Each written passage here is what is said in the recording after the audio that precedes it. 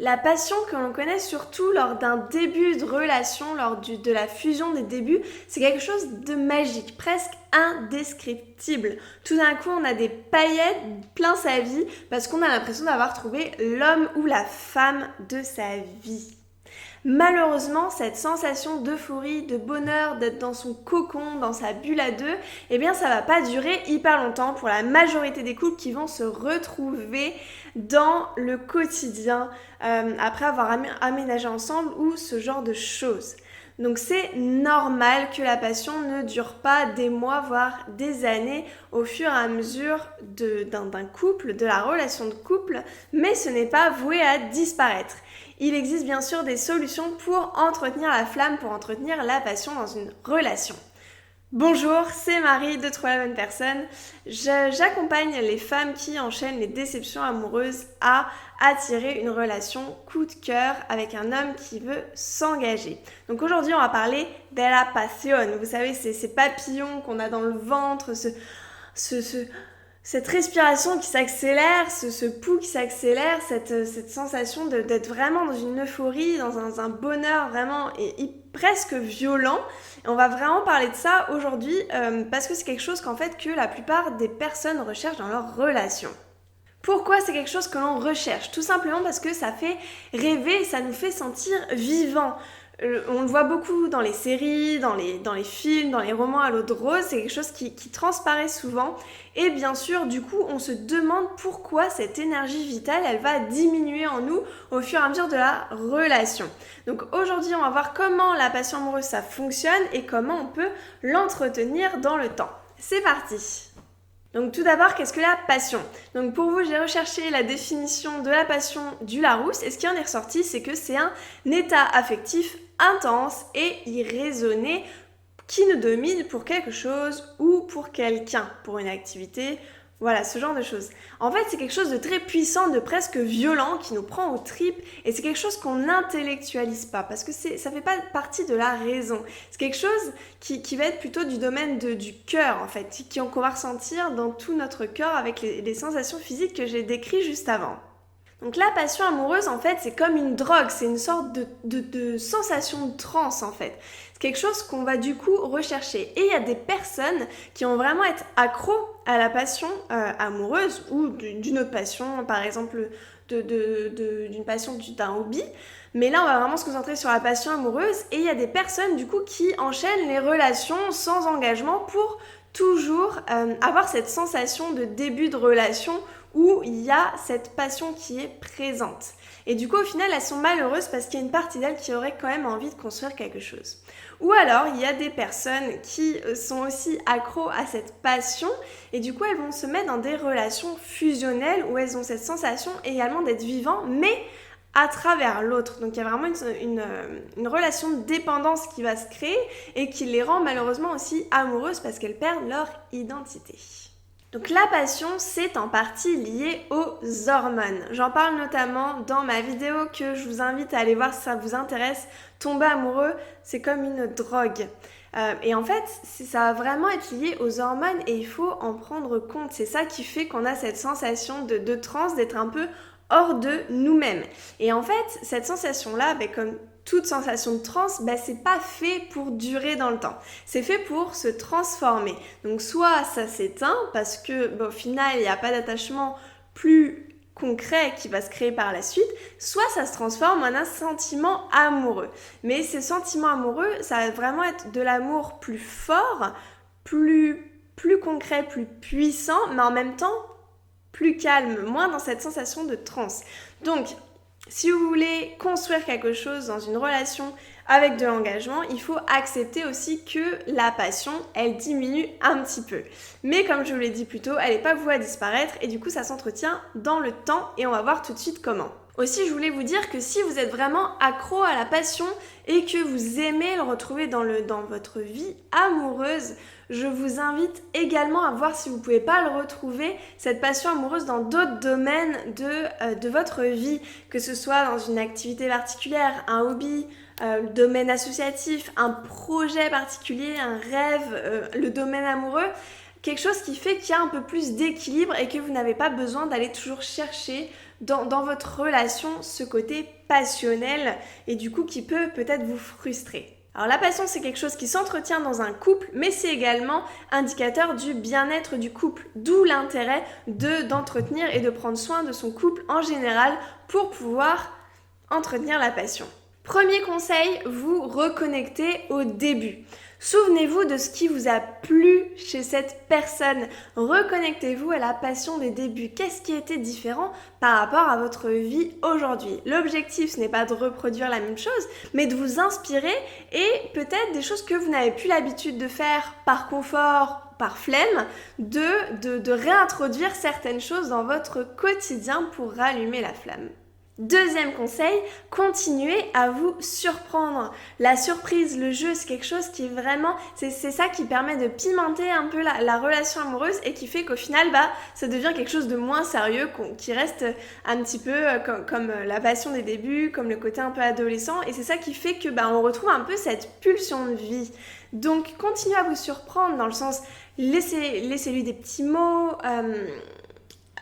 Quand vous revenez de voyage, rapportez-lui un petit cadeau. Pensez à ses chocolats préférés, pensez à lui écrire un petit mot, etc. Montrez-lui que cette personne, elle n'est pas acquise à vos yeux. C'est quelque chose de très important. Troisième conseil, continuez à prendre soin de vous-même pour pouvoir continuer à plaire à l'autre. C'est vrai que quand on est ancré dans une relation pendant des années, au final, on va, par confort, faire de moins en moins d'efforts. Donc c'est normal, mais de temps en temps, c'est bien de faire des petites surprises, justement, en se mettant un petit peu sur son 31, de façon un peu imprévue. Parce que si vous l'attendez tous les soirs, bien mitouflé sur votre couette, avec votre pyjama en pilou-pilou, c'est pas la meilleure stratégie pour lui donner envie de vous faire des câlins. Et c'est normal, il faut comprendre, c'est pas que cette personne, elle vous rejette, c'est juste qu'il faut retrouver cette manière d'attiser le désir de façon un petit peu plus poussée, un petit peu plus sensuelle. Quatrième conseil, faites en sorte qu'il y ait plus de moments agréables que désagréables. En fait, le côté passion, le côté retrouvailles dans un couple, c'est quelque chose qui peut s'estomper si le quotidien, si le côté administratif, aller chercher les enfants à l'école, etc., si tout ça, ça prend toute la place dans le couple. Il faut qu'il y ait toujours plus de moments agréable que désagréable dans la relation. Donc faites attention, si vous accumulez les moments à deux où vous parlez que d'impôts ou de factures, etc., compensez avec des moments où vous retrouvez tous les deux des choses un petit peu plus qualitatives.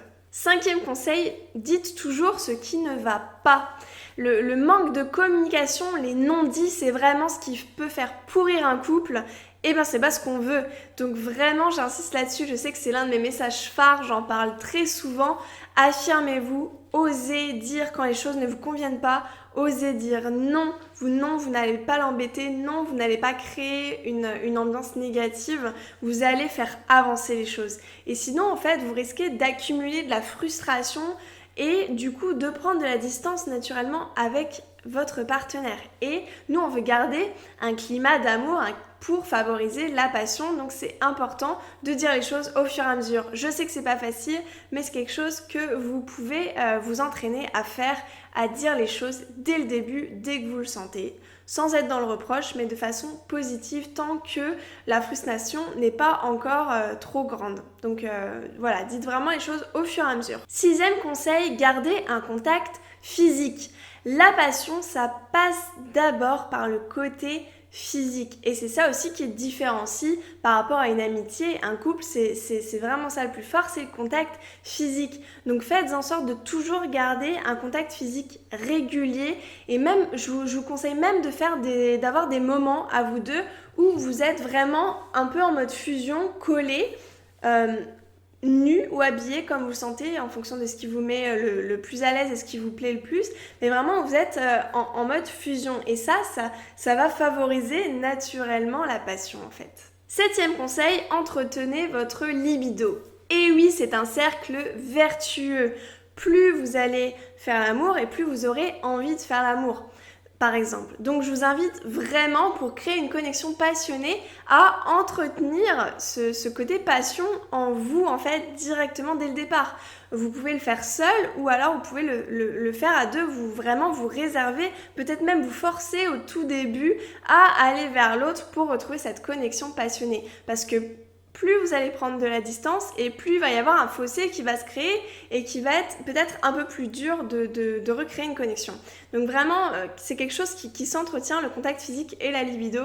Donc allez-y, faites-vous plaisir.